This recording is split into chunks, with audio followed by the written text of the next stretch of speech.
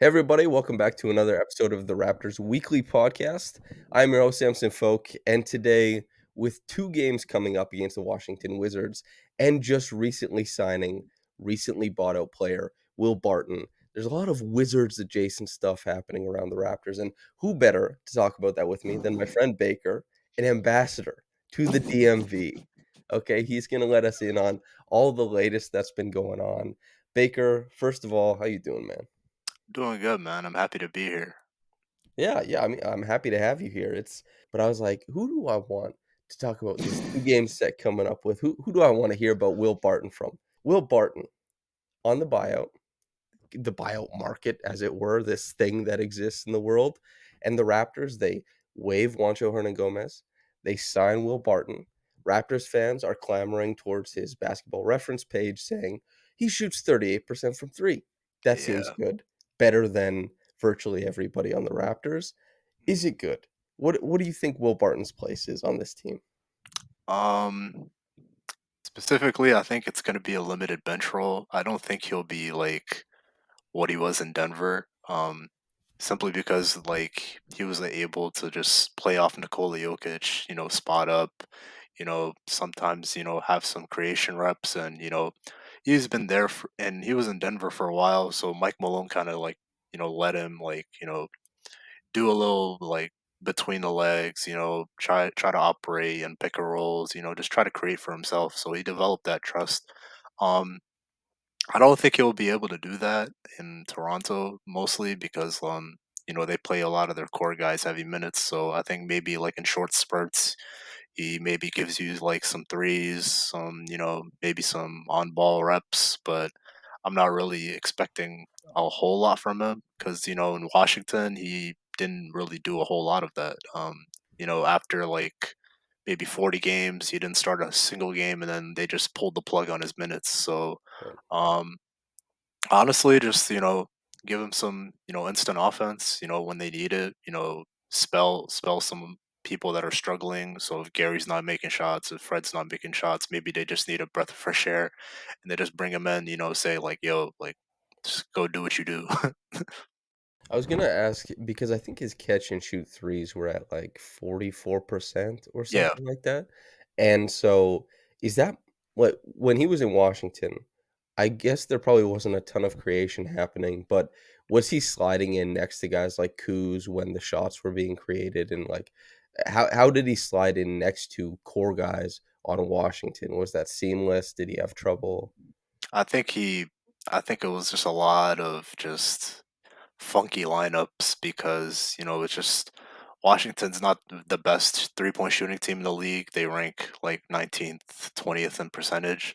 So, it's very hard to for them to make shots in general. So, um also just him, he's not really just accustomed to just being a catch and shoot guy. Like Right. he wants to, create off the bounce, operate in some pick and rolls, um, just be aggressive. So really just him. I think the only thing that was able to work for him was just, spotting up, you know, moving around off the ball. Just sometimes when he didn't have on ball reps, he was decent in pick and rolls, finding pocket passes to Daniel Gafford and Kristaps Porzingis.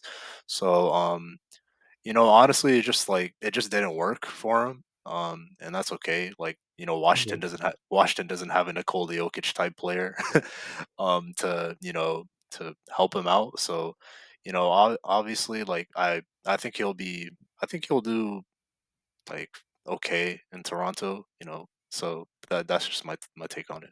My initial expectations were that you do get that shooting, but that he probably wasn't going to move the needle.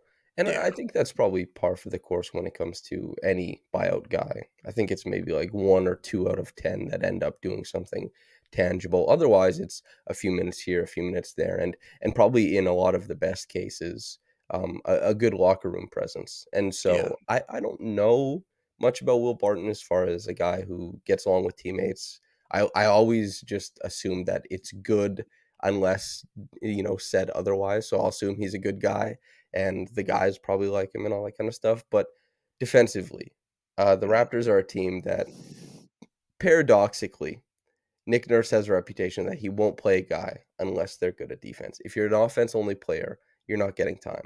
Not only has this become not true, but the Raptors also, they became a bad defense this year, although that's flipping around quite rapidly with Pirtle's presence. Will Mhm. Barton, the defender. We've talked a bit about his pick and roll chops. He hits his catch and shoot threes, but as far as sticking his guy on and off ball in Washington, what did you see? Uh, Yeah, it's that's what I thought. Yeah, it's not very good.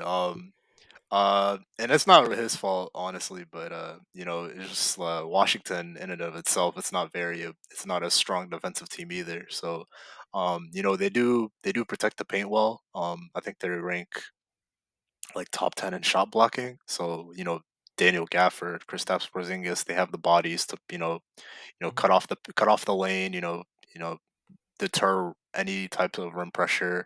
So, they do that well, but on the perimeter, it's not a whole lot of, it's not a whole lot of good defenders out there.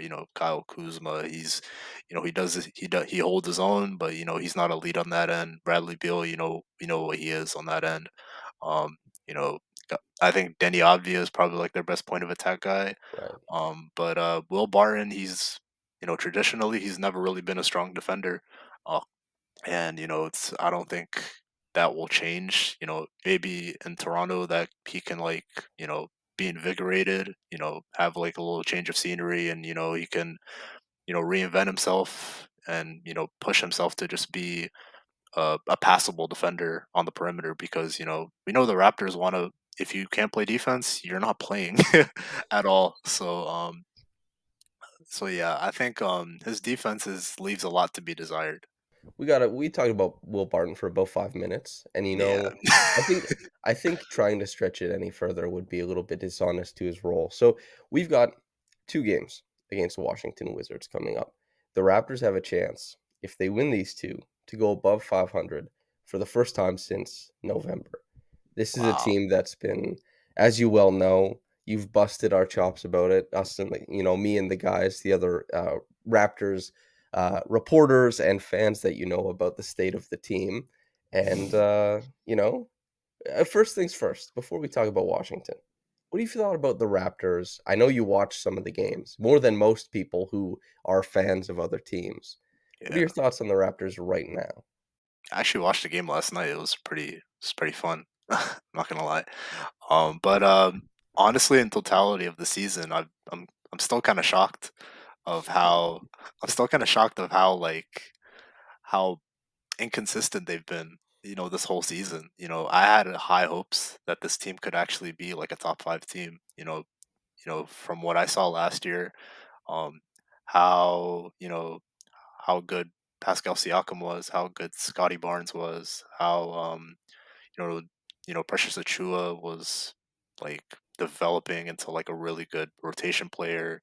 OG Anunoby, Fred Van Vliet was an all star. Gary Trent Jr. This is a good. They have a good team, like a lot of good players, and even though that they got off to a rocky start last year, like they they made a push and they got to a 5 seed and they were in the playoffs. So I thought maybe they could like replicate that, get off to a stronger start and maybe just push for top five, maybe even top four.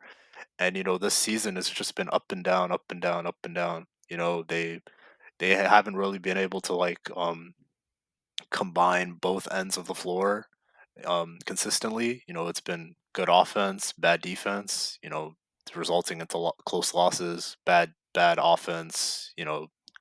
Good defense, Mhm. and then the result is still the same. So they haven't really been able to you know consistently bring effort on both ends. And I think now with bringing Jakob Pertl in, I think they've started to finally do that. And you're starting to finally see like what they are, what they should be. What I thought they would be coming into the season. So. Um, I didn't expect them to be on the same level as the Wizards, most likely, but it's refreshing to see that they're playing a lot better now, especially with like I think we're like 20 games left in the season, Mhm. and you always want to play your best basketball before the playoffs start. So it's encouraging to see that. Um, the vibes of our group chat is better.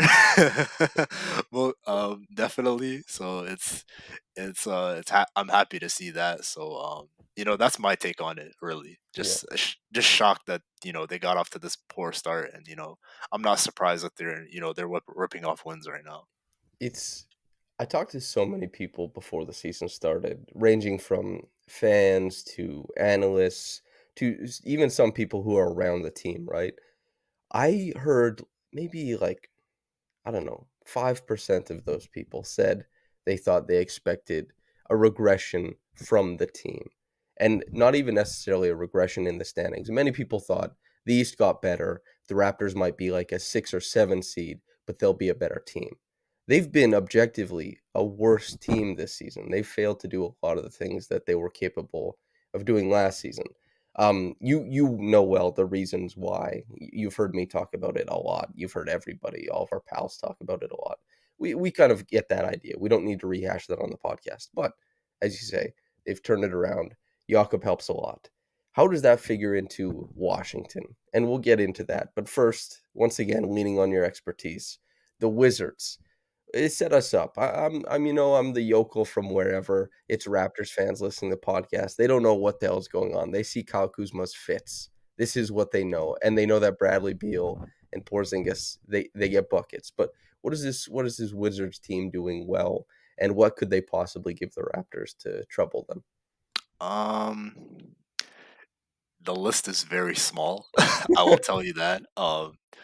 Because in almost about every statistic, almost not every statistic, but like about most statistics, they're in the middle of the league in every category.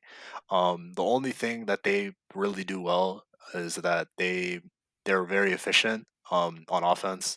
I think they rank seventh in field goal percentage. So, and they're, despite being a terrible like a bad 3-point shooting team, they shoot inside the arc really well. So they get to the rim. They shoot mid range. They shoot the mid range really well. Brad Beal, Porzingis, they've operated in that area a lot this season. So that's what they do well.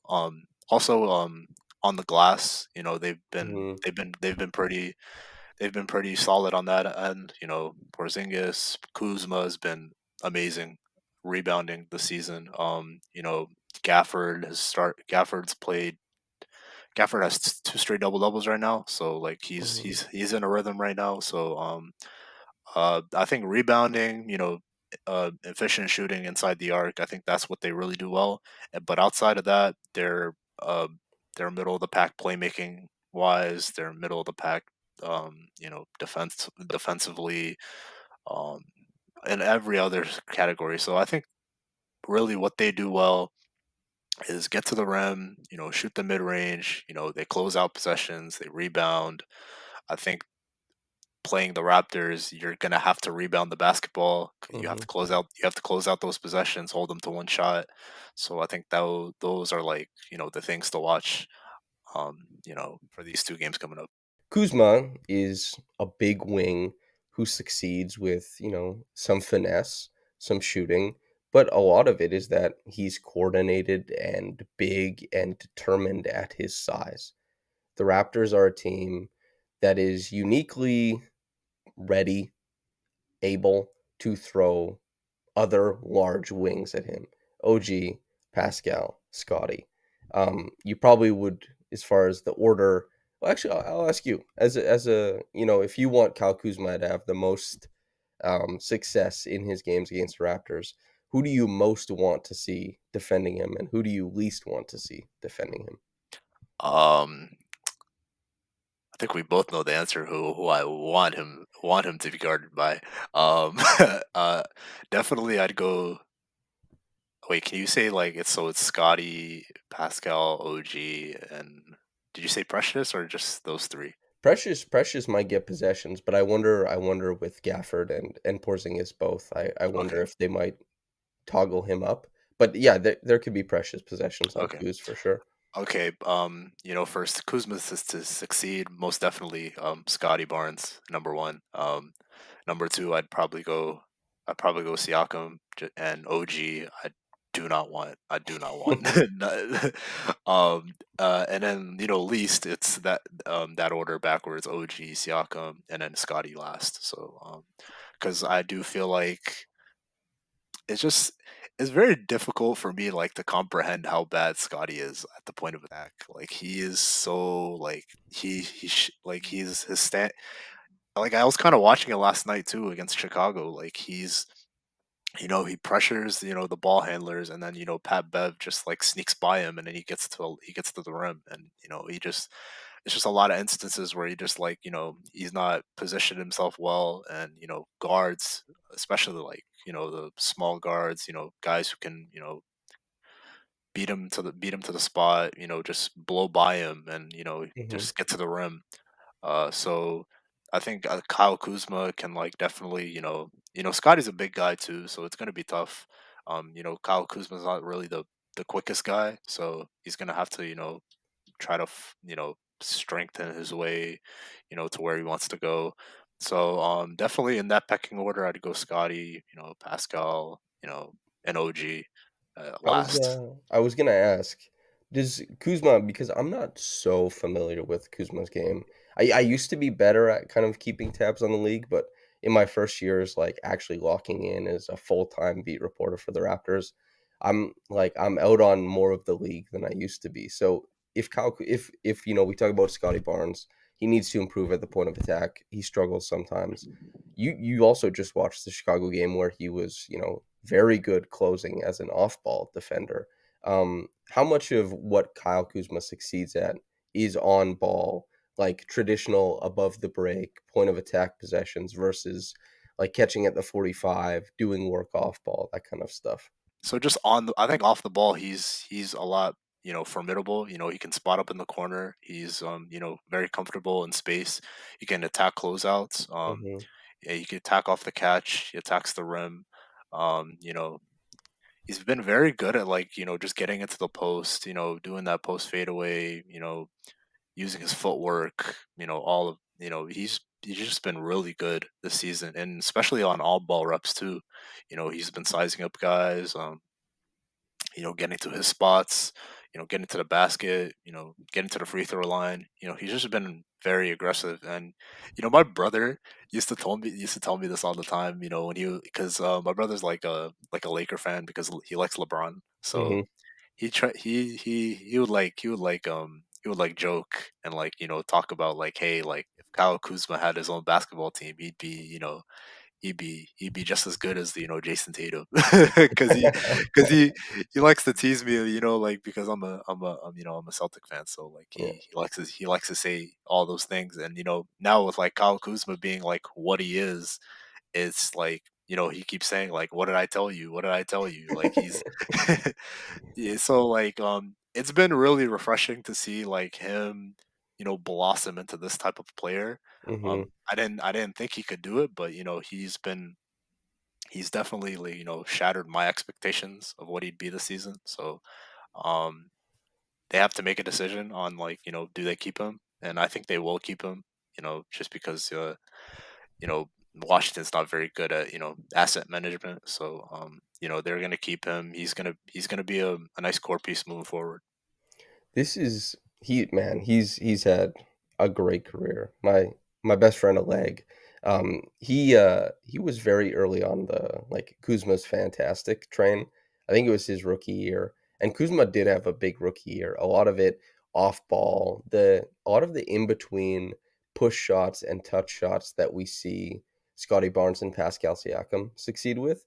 That was kind of how Kuzma got his start with the Lakers, was hitting a lot of the in between shots and his catch and shoot threes. But if I'm not missing anything, so Gafford starts at the five, Mm-hmm. Kuzma four, Avdia three. Those are somewhat interchangeable, but Porzing Beal.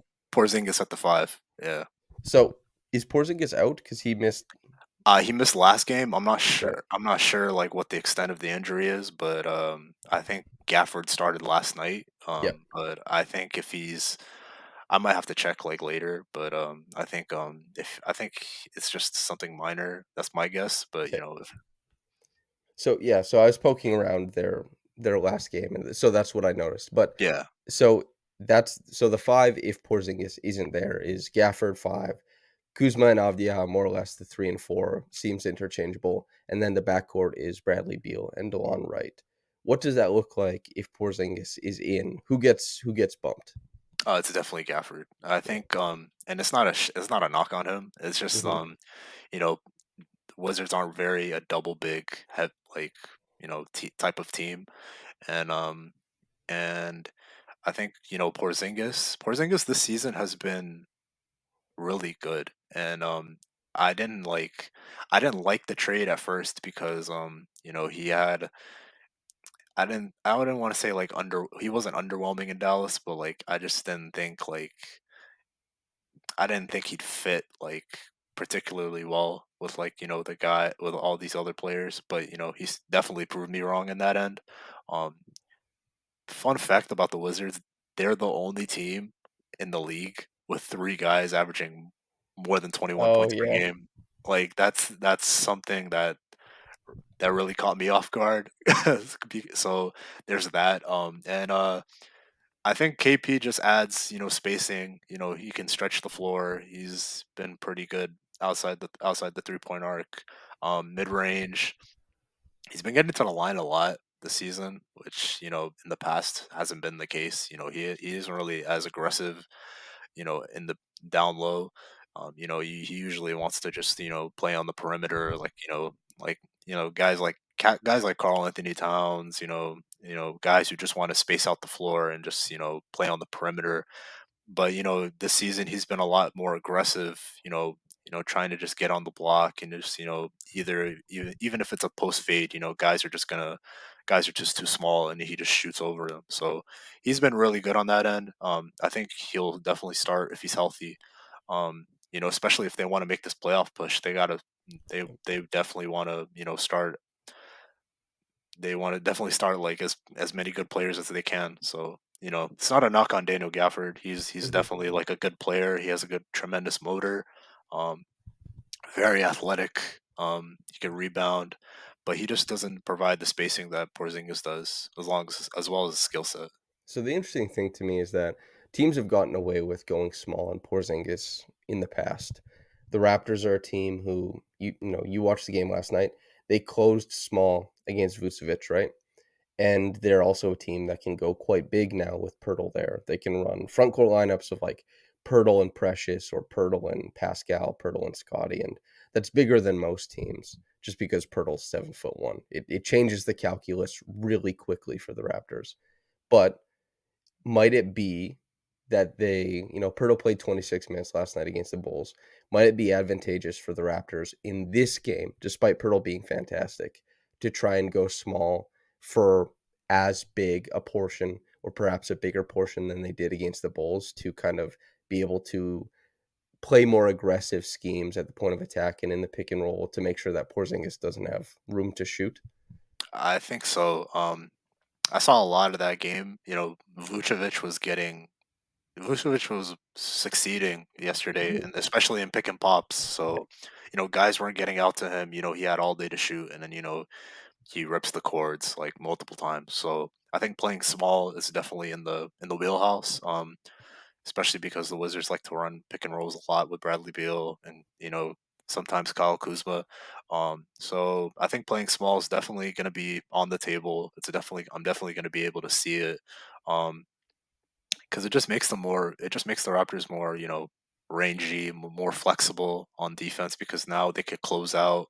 You know, in respect to Jakob, he's been amazing. Mhm. That pick and roll is like been Way money. better. Yeah. Like it's been money like ever since he got there. So, but I think these teams with like these stretch fives, it's gonna pose some problems with for him because he doesn't have the foot speed to just run out and contest and have the foot speed to go back and protect the rim as well. So, I think they're definitely gonna be playing small.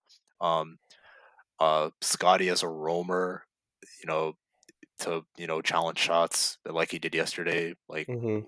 amazingly. So yeah, I think it's definitely on the table that they play small. A lot of teams have played small against the Wizards. I think a month ago, I see in Golden State they played small for the entire half Mhm. against Porzingis. So yeah, it's definitely on the table for them.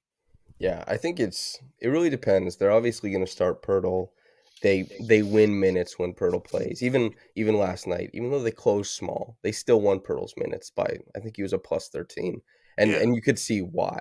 He was a big part of them being able to do drop defense and lock and trail with OG on DeMar and just turning off DeMar's water, turning a 25 point per game guy into 13 is a massive deal, and all the like creation, the assists that come out of his penetration and like shooting in the mid range as well is just a big deal. But as far as being able to close small, it should be interesting. I don't know if OG guards Beal because OG definitely has reps against Beal. Pascal, I could see on anybody ranging from Kuzma to Avdia to like there's Pascal gets put on a lot of different players. Fred, it's Delon at the one consistently now, right? Yeah, pretty much. I think Monte Morris is like being I think the lead bench guard now. I think Delon Wright's, presence on both ends of the floor has really like helped this team a lot. And Mhm. he helped them earlier when they got off to that really good start in October. He was playing a lot, so and he had a lot of impact in those wins. So I think now they're starting him like besides Beal just to give them that defense, that playmaking, and just lock up guys and just facilitate. So, man, I wonder if the Raptors might do because they did this last night too. Like we saw Fred on Levine sometimes. We saw Pascal on Caruso, so Pascal could be the roamer. I wonder who they choose amongst the wings between probably Scottie or Pascal to roam, and if they use Delon as that case. Delon, some games he can make you pay for that. Some games he doesn't. That would be very interesting. I wonder how that shapes up. But I think maybe they do it off Denny on the corners mhm. because Denny's not the strongest 3-point shooter. Especially out of that corner. He's been better, for a few games, but it's just I think they're gonna cheat off him a lot, and Okay. especially So here's my question actually.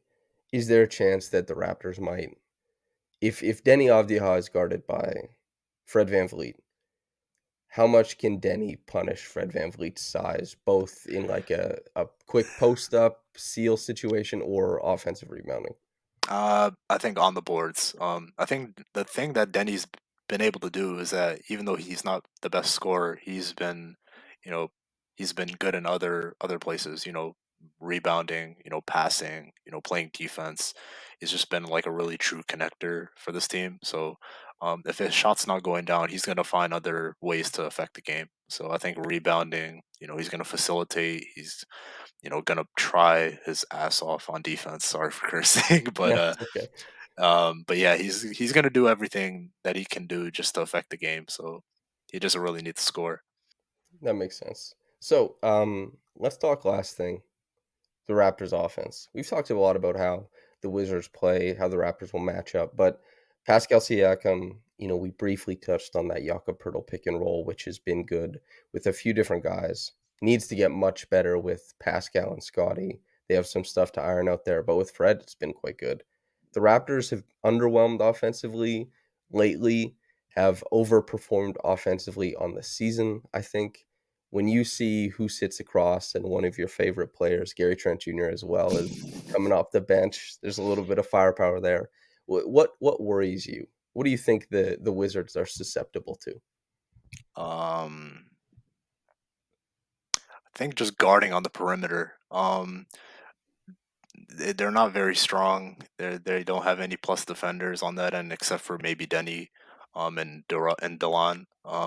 So like I do feel like there are like a few favorable matchups, especially with like Bradley Beal, Kristaps on in space. So I think they could find some avenues in there, but Raptors half court offense is not very it's not very pretty, Mhm, so to speak. So I think if Washington just holds them to one shot, closes out possessions on the glass, don't let the Raptors get extra possessions. I think they should be in pretty good shape because I do feel like their offense can score enough points. Even though the Raptors defense has definitely picked up in these last few games. So I definitely feel like there are avenues for them to win. mhm. They just have to be very disciplined in how their game plan is. Just be disciplined. Do not turn the ball over. Do not give these guys extra possessions because if you give any team extra possessions, you're just burying yourself deeper into the hole that you can't climb yourself out of. So, if I had to guess, it's probably Denny on Pascal. Yeah, Yeah. And then so you're sitting Porzingis in the paint probably as well quite often too. yeah. That has been a not so bad recipe for you never really stop Pascal, but you slow him down. You get him kind of bubbling towards inefficiency and the Raptors offense, it has been limited elsewhere, so they still need inefficient Pascal. They just like go get us offense, make it happen. Um, when you think about like a pick and roll between Pascal and Pirtle, for example, Denny Avdija and Porzingis will be guarding it. What does that look like in your mind? Hopefully not like what I saw last night. So, um, I think traditionally Porzingis isn't very well good in space. So I think maybe he's gonna lay off. He's gonna play a little drop on any ball screen. So I think, and then you'll try to protect the roller as well. So, um, hopefully they don't play it high because if they play high, they're just gonna dump it off to Pirtle and he's gonna have a free layup to the rim, like we saw countless times yesterday when they put Vooch in that high screener roll. They put two on the ball and then he's rolling to the rim free. So I expect Porzingis to just there will be times where I think he will switch, onto a ball handler, in space and I'll close my eyes to hope it goes for the best. So yeah, definitely he's I definitely think they're gonna try not to get beat on the pick and rolls, and I think Denny's gonna fight hard under those on those screens. um and you can't it's hard to stop guys in this league, especially with how everything tailors towards the offensive player. So I think maybe he could just bother him, either that or just throw in multiple bodies, at Siakam. Just try to make his life a living hell. Even if he gets 38 and 6, just go up to him, shake his hand, say good game. Like This makes it seem like, and this has been the case for a few games where the Raptors, since getting Pirtle, they're a more limited. They went from being a limited jump shooting team, especially from three, to an even more limited jump shooting team from three.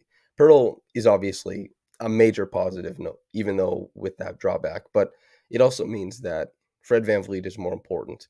And considering that the Wizards probably are going to want to play drop, are going to want to pack the paint, as you say, contest shots on the inside. Fred pull up in the pick and roll packages. Seems like if Fred gets north of 20 points, the Raptors will be in really nice shape. And that seems like a big X factor for these two games coming up. Do you have a prediction for how this shakes out? obviously, if the Wizards want to be like a playoff team, they really need to get all these wins that they could get. So especially these two games right now, because it'll determine a tiebreaker, Mhm. later in the season. So obviously they should definitely come in with a mindset that they have to win these two games. Um, I'm very, I'm kind of teetering, over can they actually, you know, put together a stretch of basketball that tells me that hey, this team's serious about making the postseason. So, it'll definitely be a tough game. The Raptors are a tough team on both ends. Despite how inconsistent they've been. they still are a very big problem, especially for Washington. So I think my prediction, I'll go split. I think they split. Split is the safest, I think. Raptors fans will know that the Raptors, they've been splitting the 2 game sets this season. The doubleheaders have not been something that's easy. I think Charlotte is the only team that they got the 2-0 on. The Wizards are better than Charlotte, like, Yeah, to definitely. be certain. And yeah, I'd expect a split. It's really hard to take 2 in a row, like back to back. And I think, well, I do think the Raptors are the better team now. Like in record, yes, but also I think they're the better team now.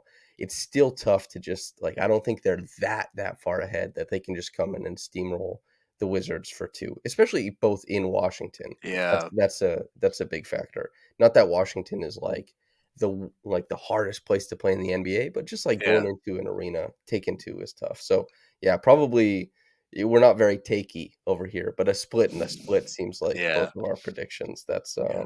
yeah. Is there anything else about the Wizards, the Raptors, or your anything in your basketball interests that you want to let the people know about before we finish up? Um, just one. I think a few things. One, uh, I think I do want to like I do want to speak on some. I do want to speak highly of Scottie Barnes for a little bit. Sure. I do think after he did get off to like a really rocky start, I think picked up his play like tremendously, Hmm. and he's playing a lot more confidently. He's playing a lot more. I think he's playing well. I think he's playing a lot more relaxed than he did to start the season. So, and I think I looked up. He's 17, 8, and 5 since the new year, and Yeah. that's pretty good for him. And he's definitely, I think his playmaking is probably my favorite part about his game, and his feel for like where everybody is, his vision is like the wherewithal, even the just the pure like the pure cockiness of him just attempting some of these passes is Hmm. very fun to watch. There was a possession before the All Star break. It was there. I think they played the Knicks. It was down. I think it was in overtime. I think he's on the block. And then I think Yeah. RJ Barrett comes to double team him, and then he throws this like amazing, perfect skip pass to the corner to OG, and then he makes a three, and I'm just Yeah. like, wow, like that's like you can't teach that. Like it's so. I think his play, since the new year has started, he's been really, really good, and I think he is going to continue to play well, and I think he's going to be a star in this league for sure. That's for anybody listening, make sure you're subscribed at raptorsrepublic.com. My written work there is paywalled, and I have a massive film piece on Scottie's playmaking coming out. And when I say that there's nothing missed because I watched and cataloged everything. So stay tuned for that. But yeah, Baker, of course, like that's such a great insight is that Scottie has turned it around and his playmaking, he's overwhelming and powerful in the way that he attacks the rim, and he's a really fantastic offensive rebounder. But as far as that like elite skill that's truly uncommon for his size, it's the playmaking. Yeah, It's a really fun aspect of his game. Raptors fans will enjoy it for a super long time. Baker, hopefully people enjoy this podcast, not for a super long time, for the time that it's relevant. And I want to thank you for coming on, man. Your insights invaluable. And I'm sure the people will be very happy to have learned about Will Barton, the Wizards, and what people from outside of the Raptor sphere think of the Raptors. Thanks for coming on, brother. appreciate it, man. You have a good day. Hey, you too, man. And listener, thanks for tuning in. If you're watching on YouTube, make sure to like the video, subscribe to raptorsrepublic.com. If you're listening on the podcast channel, thanks for tuning in with us. And yeah, have a blessed day and goodbye.